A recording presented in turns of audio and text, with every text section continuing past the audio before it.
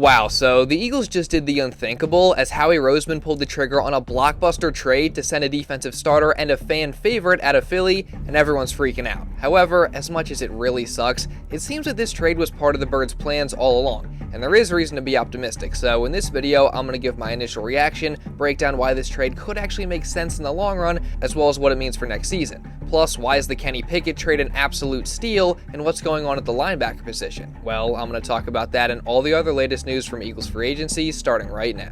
The start of Eagles free agency was all going as expected, as sure, things got absolutely crazy with a bunch of Phillies players leaving for bigger paydays elsewhere, but there were really no huge surprises on that front. And the good news for Philly is that not only did they bring back the one free agent that they absolutely could not afford to lose in linebacker Zach Bond, re-signing him to a 3-year, $51 million deal on Wednesday, but they also have a bunch of young players in place who are ready to step up and fill the voids left by some of these guys.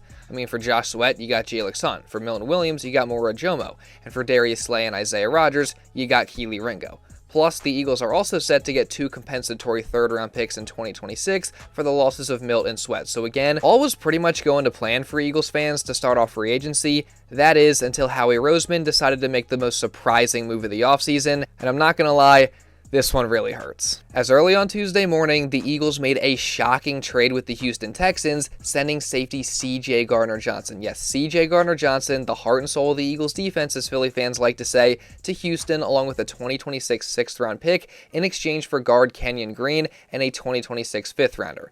And look, there's a lot to break down with this trade, but I want to first start by saying thank you to CJ Gardner-Johnson for helping the Eagles win a Super Bowl. He's clearly super broken up about the trade and didn't want to leave, posting multiple goodbye messages, including this one on Instagram where he thanked his Eagles teammates, coaches, the front office, and most of all, Philly fans and the city of Philadelphia, which he called a home to him. So yeah, I mean, it's pretty heartbreaking to lose CJ, and it's also initially kind of hard to understand why the Eagles would even do this. I mean, I know I certainly didn't take the news well. If you were in my live stream, you know that. Because again, CJ Gardner-Johnson was the heart and soul of this Eagles defense. He's the guy who always brought the energy, the physicality, the trash talk, and just that edge that the Birds defense was so sorely lacking in 2023 when he left. Now, the good news is that the Birds still have guys like Zach Bond, Nakobe Dean, Quinyon Mitchell, Cooper DeJean, Jalen Carter, Nolan Smith, and now Sidney Brown, who we're going to get to in a minute, all who bring the toughness and energy. Plus, we still got Vic Fangio leading the group, so I'm not saying our defense is going to be soft next year now that CJ's gone, but to trade him for a guard in Kenyon Green that sure is a former first-round pick in 2022, but has struggled mightily in his career to this point and was possibly the worst starting guard in all of football last year based on these grades, is just a baffling move at first. Now, to be fair, we obviously have Jeff Stoutland, the greatest offensive line coach probably ever, and we saw what he was able to do with Mekhi Becton this past year, but even if Stout does turn Green's career around and he balls out next year, he's set to become a free agent next offseason, so there's probably a strong chance that they would end up losing him. Plus, this move, in my opinion, probably means that Mekhi Becton is going to be gone, because, I mean, why else would you trade a defensive starter for a guard who was a former first-round pick? But even then, if that's part of the reasoning and they were going to lose Becton, then my opinion is why not just play Tyler Steen and have him be the starter and keep CJ? Like, again, it's kind of hard to initially understand. That said, it seems like this trade was probably all a part of the plan, as a couple Philly reporters did their best to explain things and calm us fans down. First, with John Clark saying that the Eagles are doing their best to clear money so that they can keep their core together, which would make sense considering all the young guys that the Birds are going to have to give extensions to in the near future. And on top of that, he also said that they want to see what they have in Sidney Brown, plus he also mentioned that Mekhi Becton could still be on the table to return. So, I mean, I don't know. Again, I feel like it'd be kind of surprising to have Becton back just considering that the Eagles just traded for a guard, but we'll have to wait and see. But the Sidney Brown point is a big one because with CJ gone, he's likely going to step in and be the starter next to Reed Blankenship.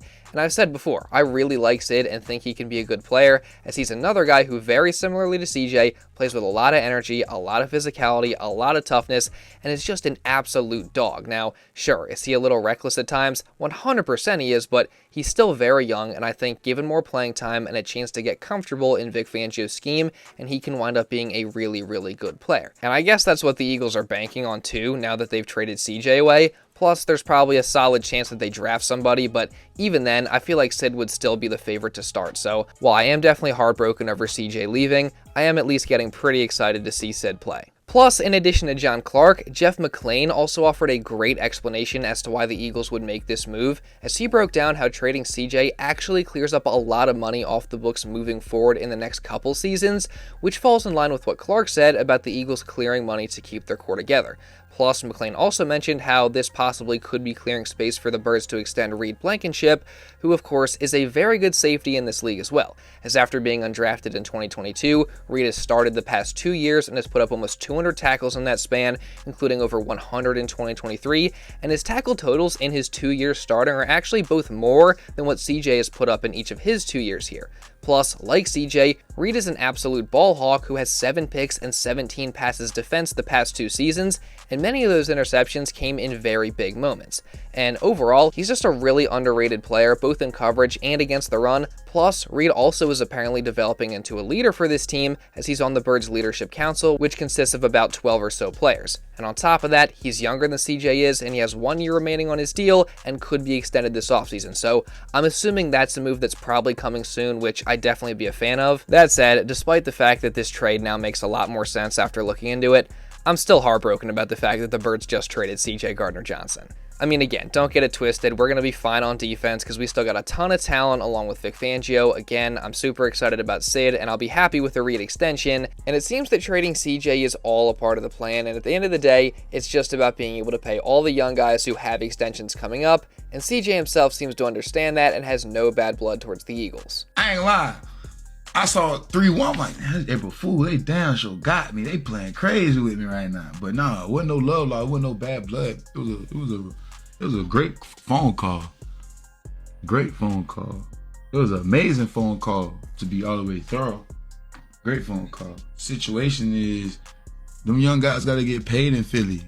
Jalen Carter, Reed, Zach, all them guys got to get their money. They deserve it. You know, me getting older, so I got to understand, like, it was no bad blood. It was nothing. So I just want to go somewhere where I could play winning football. I ain't asked for a specific place. I just, feel me? This honesty, man. I just want to play winning football. Like, I ain't even saying a lot. Other than that, you know, I woke up next day and boom, there it is. So shit, we in Houston. Definitely love hearing CJ being understanding and still showing love after the trade. And again, hearing that, it does make more sense. That said, there's no denying that CJ meant a lot to this defense, both with his play and his attitude and personality. So thank you to CJ Gardner-Johnson. We all love you here in Philly. You will be missed, and good luck in Houston. It's emotional to be here. Talk about this shit.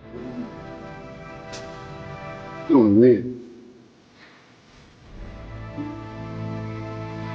Play legacy, bro. Simple. But y'all been through a lot of shit, bro. We ain't gotta say shit and win it. Cause our story gonna tell itself, bro. I get emotional cause I know we all winners, bro. Why not have a chance to express that on the biggest stage of them all? Speaking of moving on, though, I actually do want to talk about some of the later moves that happened on day 1 of free agency that I didn't get to mention in my last video, starting with the trade that sent backup QB Kenny Pickett to Cleveland in exchange for their backup QB Dorian Thompson-Robinson, and wait for it, a 5th-round pick in the 2025 draft. And honestly, I think this is a phenomenal trade, because not only do you get a mobile backup quarterback that the Birds had a lot of interest in heading into the draft a couple years ago, but more notably, you are somehow able to get a 5th-round pick this year in exchange for Kenny Pickett, meaning the Birds now have 4 5th-round selections in this coming draft. So there's some more ammo for Howie Roseman to make a variety of different moves. Plus, this move allows you to make Tanner McKee your QB2, which I think we were all calling for this season anyway, especially after how we looked towards the end of the season against Dallas and New York. So I'm definitely super happy about that.